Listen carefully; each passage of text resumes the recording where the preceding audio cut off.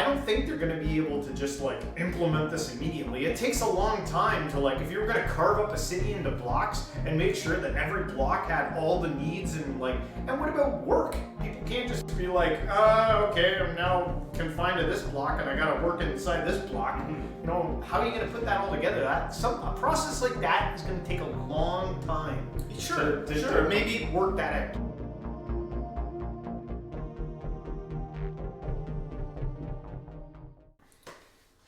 All right, Team Spiritual, we're back again, and we're going to be talking about a trending topic right now, 15-minute cities.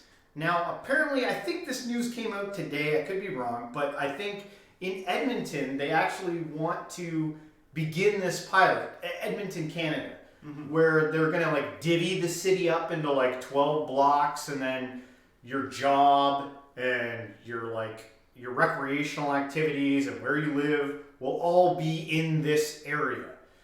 Now, it sounds kind of futuristic-y, sci-fi, utopian, don't know if it's going to work.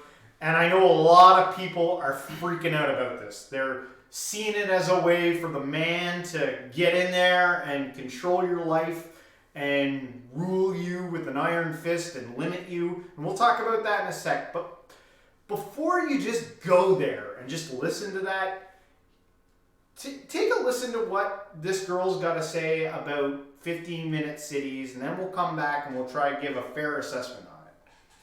Edmonton is set to become the first 15-minute city in Canada, which is really exciting, but what is a 15-minute city? A 15-minute city is essentially a city that is designed in such a way that where you work, go to school, and play are all within a 15-minute walk, bike ride, or transit ride from your house. This is great because not only is everything close to you, but there are a lot of other great benefits as well. 15-minute cities promote active living, which promotes healthy people and lowers rates of chronic illnesses such as hypertension, diabetes, and obesity. It's easy to see. I mean, look at this. This is Amsterdam. There's people walking, bikes everywhere. People are actively living, and there's very low obesity rates in the Netherlands. This is Calgary, Alberta, or any North American suburb. It makes sense why the obesity rate is so much higher here. You wouldn't want to walk or bike on a road like that. The roads are so wide that cars go 80 kilometers an hour, and it's not safe to walk or play outside. Another reason 15-minute cities are...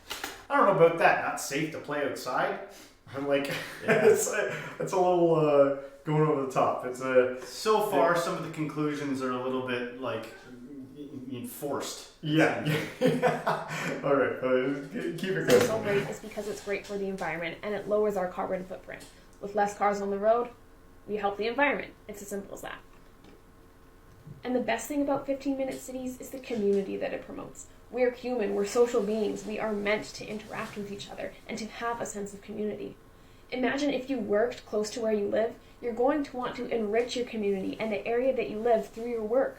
And imagine that you go to the same coffee shop every day and you meet the same people every day and that you're walking there or biking there. So you're really seeing faces, the same faces in your day-to-day rather than seeing cars drive by.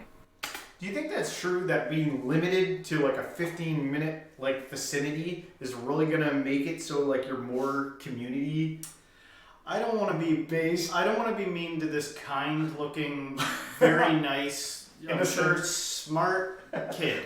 Yeah. But it's a little bit like, have you ever seen somebody that's excited about something and they're like, you know, they're just trying to convince you and they're leaving out, you know, you're like, I don't know. Like, you know, like maybe I'm wrong for feeling that way, but it's a little bit like you're really like saying a narrow view of these things, you know? Yeah. Like it is a TikTok video, so she's just going through the pen points here. I'll put it this way. Even if 15-minute cities are the savior of humanity, I don't want to live in a damn 15-minute city. I don't trust people enough to see. Well, we don't live in cities anyway. Yeah, okay. So let me dial it back a little bit. I'm way too not, you know, I can be social if I have to, but I wouldn't want, like, I don't want to be cozy and right up next to my neighbors. I kind of like my space a little bit. All right. Let's hear what else you got to say. It's really no question to me that 15-minute cities are the way to go. They are so beneficial in so many ways.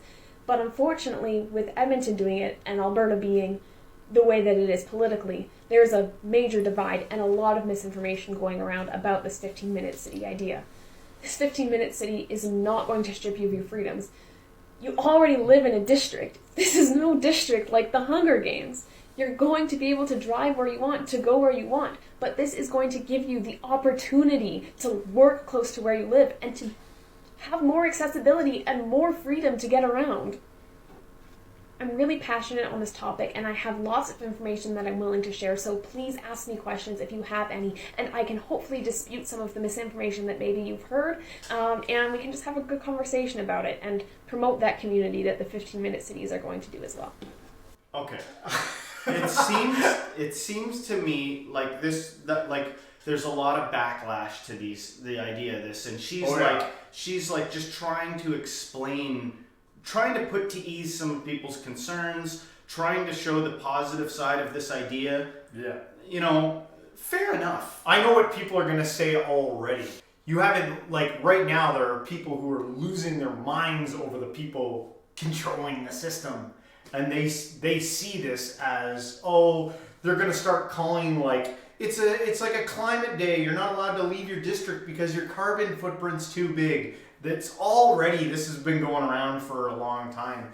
And there are people who are comfortable with this idea and people who are not comfortable with this idea. Of course. Like, so some people have even talked, like I did an episode on archaeofuturism, which kind of talks about a world divided where there's the city dwellers and then the rural dwellers in this, like, I don't know if it's a dystopian or utopian future, where the city dwellers, they all live in this, like, rural-based community cities, like what she's talking about. Yeah. And then the country folk all live out, you know, in the deadlands.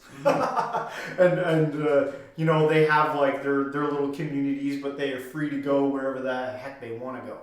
So, personally, what do you think about it? If people want to give it a try, that's fine.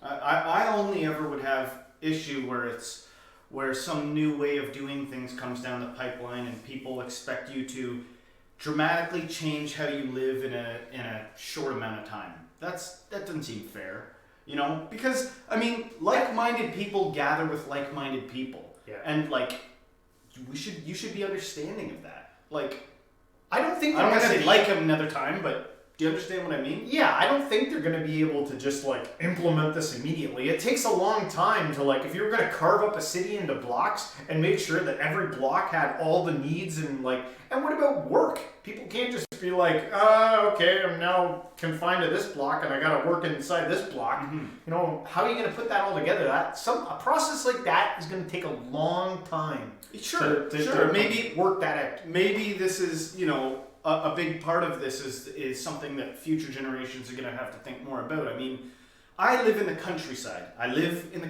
cottage country, and my neighbor is 4 feet from my bedroom. Yeah. If I really think about it, I'm like, wait a minute. Well, I'm already in a friggin' cell block. I don't live on a ranch. I don't have, but where we live is considered country area, kind of. Yeah. We're kind of in the middle between city and country. But it's always been that way my whole life. I've always considered myself kind of like somebody that appreciates their own privacy, but's close to culture and things that are happening. Yeah. I consider myself the type of person, but if I think about it, it's pretty crazy how close we are to our neighbors. Yeah, I got neighbors. Yeah, it's So already, somebody, if you took them from the frontier to that type of living, they'd be like, this is insanity. You know? Yes, yeah. I don't know, man. What do you guys think? Do you think that it's a bad idea to get into these 15-minute communities, or should we just leave things the way they are? I'm sure there's a lot of people with some opinions on this. So if you like this episode, guys, don't forget to hit the like, subscribe, share this with a friend, and everybody, until next time, stay spiritual.